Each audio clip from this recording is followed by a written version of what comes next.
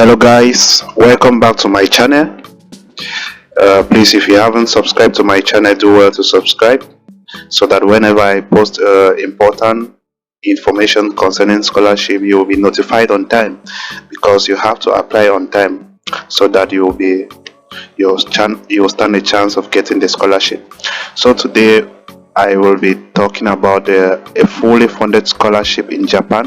Japan is one of the most developed countries in East Asia, in Asia as a whole. So it has a lot of advantages studying in Japan. The advantages of this scholarship is that it covers all the cost of living, cost of transportation, that is from your country to Japan, and upon completing your degree, you will be paid a flight ticket to return back to your country. No visa application fee, everything is absolutely free. So you just need to visit the website. I'm going to leave the link in the description box. You visit the website, you download the application form. This is it here. Let me show you where you get the application form. So when you visit the website, you read everything so that you will be aware of what to do. So you scroll down, documents for application. So these are the documents you have to take when applying. Applicants must read through the application guidelines below and follow the instructions. Application forms along with certificate of health and recommendation letter should be submitted to the Japanese embassy or consulate general in your country. These documents can be printed out and filled in by a handwritten or typed out or filled in with soft application and printed out. So actually you can download this application form and you fill in the information using a pen, or you download it, then you fill in using your machine, then from there you can print it out, then you take it to the embassy located in your country for the next procedure to be continued. So these are the guidelines. You need to read this. These are the guidelines. Application guidelines for undergraduate. This is it here. So you need to click on it and you read the guidelines.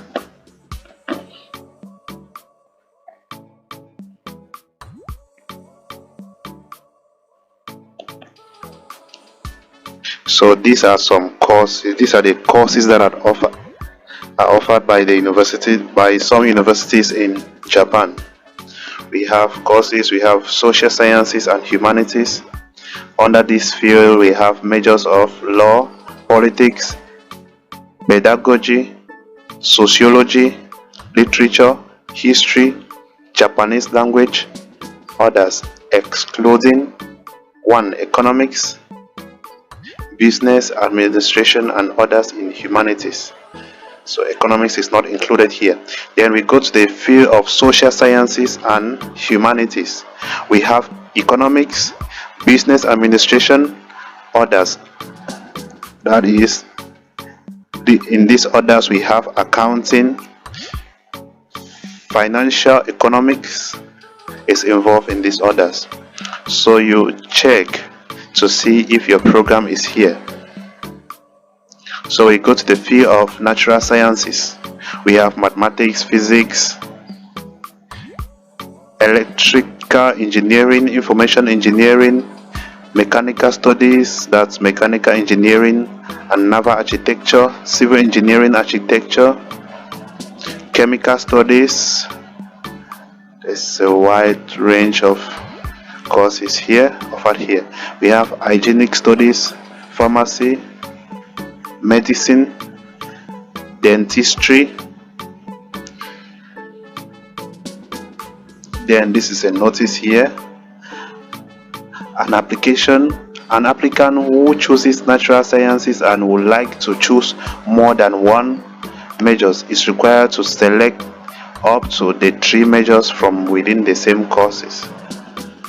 That is natural sciences. We have A, B.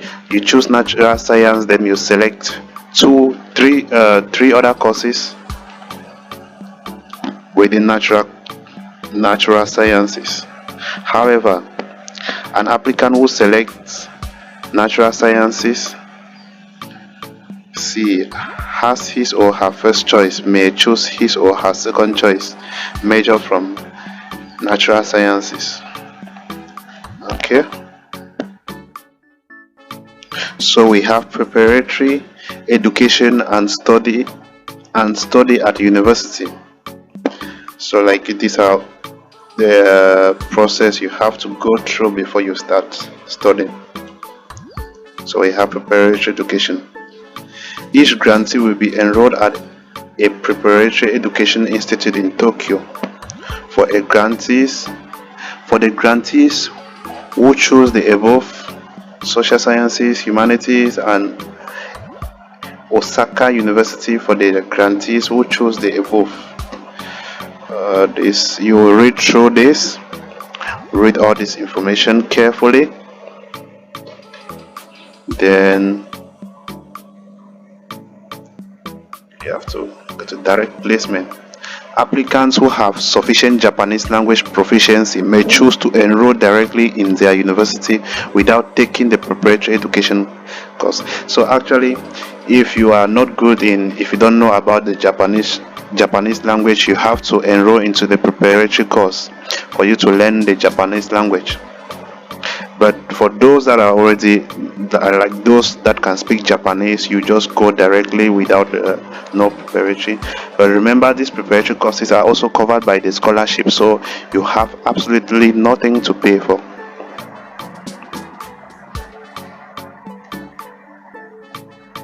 So this is the criteria for qualification. MEXT accepts applicants from international students.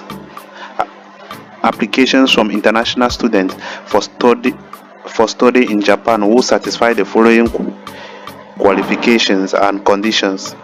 Its aim is to foster human resources who will become bridges of friendship between the grantees country and Japan through study in Japan, who will contribute to the development of both countries and the wider world. So nationality, this is the first criteria. Nationality. Applicants must have the nationality of a country that has diplomatic relationship. So your country must be having a diplomatic relationship with Japan.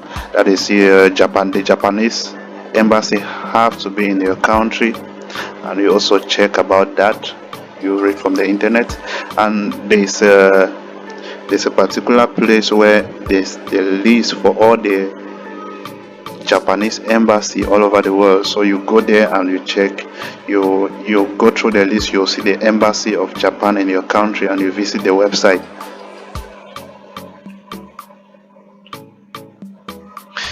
Then we have age. Age is another criteria too. Applicants in a principle must be born on or after April 2nd, 1999. However, applicants who satisfy the conditions for academic background stipulated in must be 18 years of age or older at the time of admission to a university in Japan. Exceptions are limited to cases in which MEXT deems that the applicants could not apply within the eligible age limit due to the situation or circumstances of the applicant's country, military service obligation, loss of education opportunities due to disturbance of war.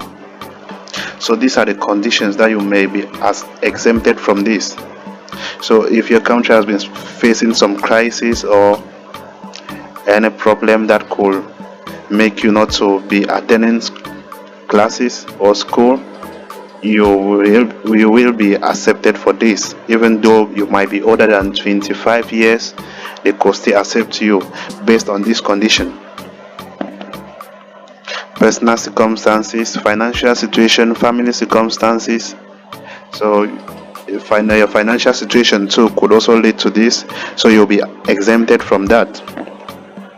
Then academic background.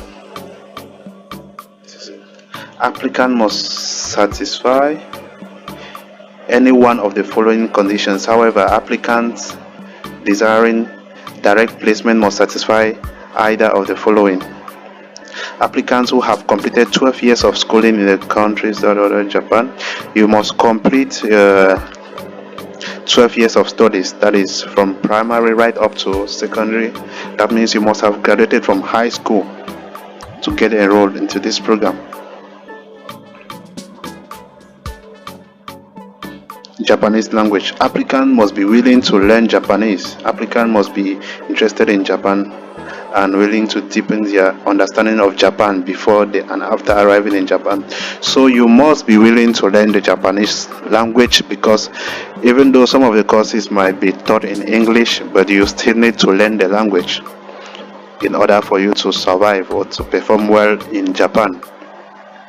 Then another criteria is health. Applicants must submit a health certificate. This certificate has to be issued by a state hospital or a recommended hospital. So you could actually visit the embassy in your country so that they recommend the hospital where you can take your you can go there for a health check, so that they will issue you a health certificate. Then upon arrival in Japan, principle. In principle, applicants must be able to arrive in Japan between April 1st, 2024 and April 7, 2024. April 1st, 2027 and April 7, 2024. So you must arrive in Japan between the 1st of April to the 7th of April. So like when you apply for this scholarship, it's going to take like 1 year before you start studying in Japan. Like if you apply in May, the results will be out by next year and you'll be living in April. So that's 1 year to prepare. Visa requirements. An applicant shall, in principle, newly obtain a student visa at the overseas established of Japan located in the applicant's country. So you need to visit the embassy for the visa application, and this is absolutely free. So now, what do you benefit from this scholarship? That is what is being mentioned here. You see, the first option, the first benefit is allowance. You receive 117,000 Japanese yen, which is about $800. This is a huge amount of money. A supplemental regional allowance of 2,000 yen or 3,000 yen per month will be added to the monthly scholarship amount for the grantees studying or conducting research in special designated regions. Due to the situation of Japanese government's budget, the amount of payment may be subject to change each fiscal year. If a grantee is absent from the university or preparatory educational institution for an extended period, the scholarship shall be suspended for that period. Okay, the second benefit is education fee for the entrance examination, matriculation and tuition at universities will be paid by the MEXT. So this is covered, all fee is covered. Traveling expenses, transportation to Japan moving from your home country to Japan will be covered by this scholarship, and upon completing your degree they will still have to cover the cost of going back to your country if you intend going back. So next we have the documents you need to take to the embassy for the application process. So the first document on our list, we have application form. You download this application form from the website and you fill in the information as said earlier. Then we have academic transcripts. You see, these ones that are written with a white bold are compulsory, so you have to submit this. We have application form, we have academic transcript, certificate of graduation of school or university attended, that's your certificate. If it's advanced, that's advanced level certificate or class 12. A recommendation letter from your class teacher or your principal. So you have to go to the previous school you attended, then you ask your principal or your class teacher to write a recommendation letter for you, so you take to the embassy. Then next on our list we have medical certificate. You need to visit a state hospital to make your medical certificate, and you go along with it to the embassy. So those are the documents that are required. These ones are optional. You only submit these ones if they are being asked by the embassy, the ones that are in black. So those are the documents needed. So make sure you go through the website, read the information carefully before taking your application to the embassy. Now this is the process of selection. So around April 2023, call for application opens. So applications are open from April, so May 29. So around July 2023, first screening takes place. Then until August 2025, request a provisional acceptance for the Japanese university.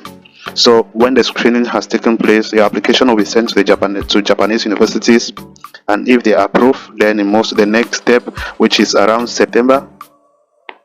Submission a placement reference application form. Then next step, second screening and university placement. And the last step, it's in January to February, when notification of results of selection and university placement.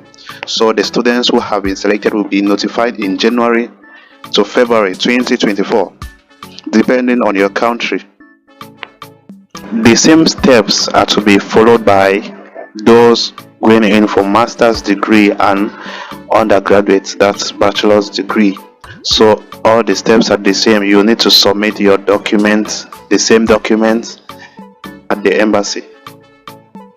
Okay, thanks for staying with me to the end of this video. Please make sure you subscribe so that whenever I bring more videos, you'll be notified to apply on time. You know, with scholarships, you need to apply for more scholarships in order to stand a chance of getting any of them, so that if you don't have one, you'll still be having hopes of getting another one rather than applying for a single scholarship. So it's good you apply for so many of them, especially now you're seeing that most of the scholarships I'm bringing up here are absolutely free, no application fee, everything is free, so you have nothing to lose. See you in the next video.